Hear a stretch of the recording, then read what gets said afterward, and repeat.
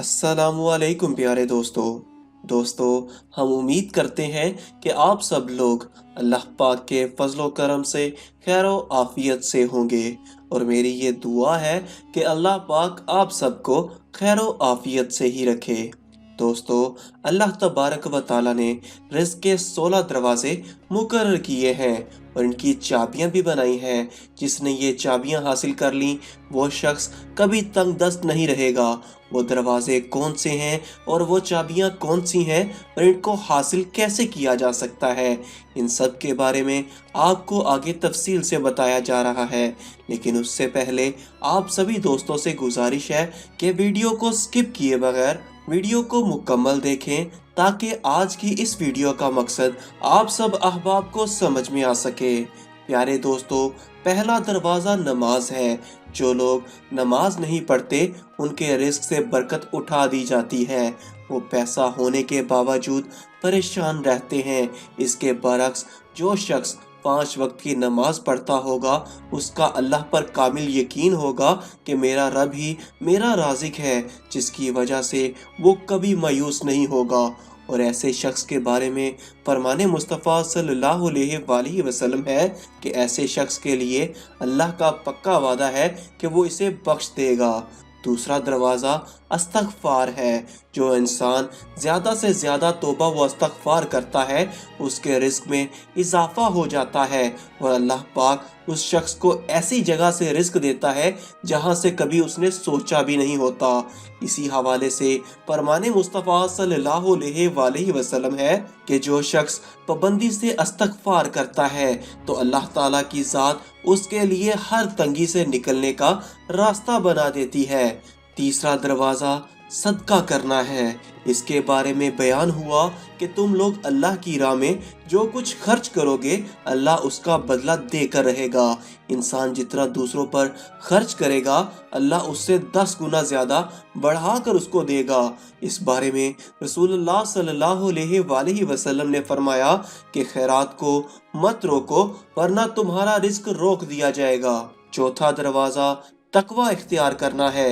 जो लोग गुनाहों से दूर रहते हैं अल्लाह उनके लिए आसमान से रिज़्क़ के दरवाजे खोल देता है।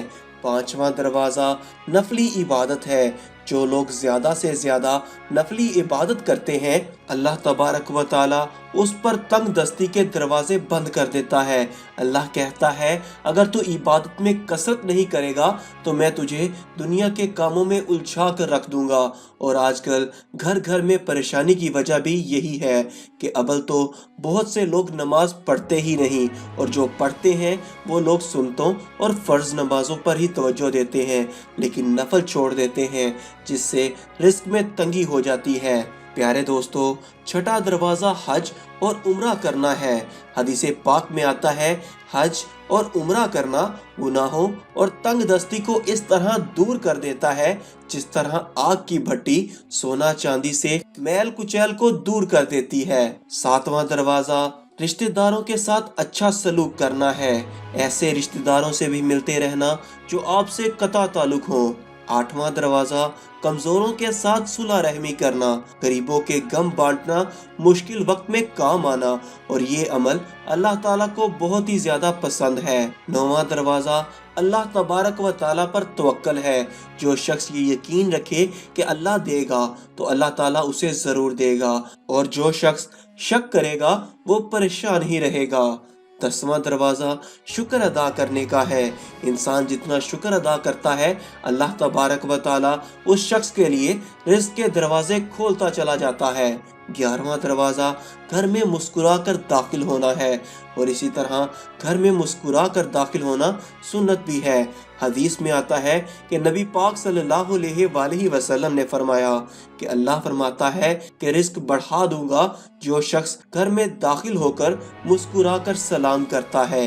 12वां दरवाज़ा हर वक्त बावजू रहना। जो शख्स हर वक्त नेक नीति के साथ बावजू रहे उसके रिस्क में अल्लाह तबारक व ताला कभी कमी नहीं आने देता।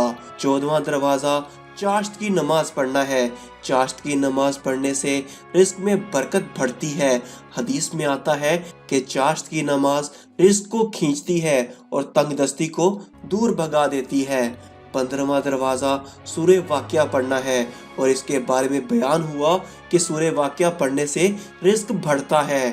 16واں دروازہ اللہ تعالیٰ سے دعا مانگنا ہے۔ جو شخص جتنے سچے دل سے اللہ تبارک و تعالیٰ سے دعا مانگتا ہے، اللہ تعالیٰ اس کو اتنا ہی زیادہ عطا کرتا ہے۔ تو پیارے دوستو، ہم امید کرتے ہیں کہ آپ سب اب آپ کو آج کی اس ویڈیو کا مقصد سمجھ میں آیا ہوگا۔ اللہ تبارک و تعالیٰ ہم سب کو اس پر عمل کرنے کی توفیق عطا فرمائے، آمین۔ ملتے ہیں اگلی ویڈیو میں، تب تک کے لیے اللہ حافظ۔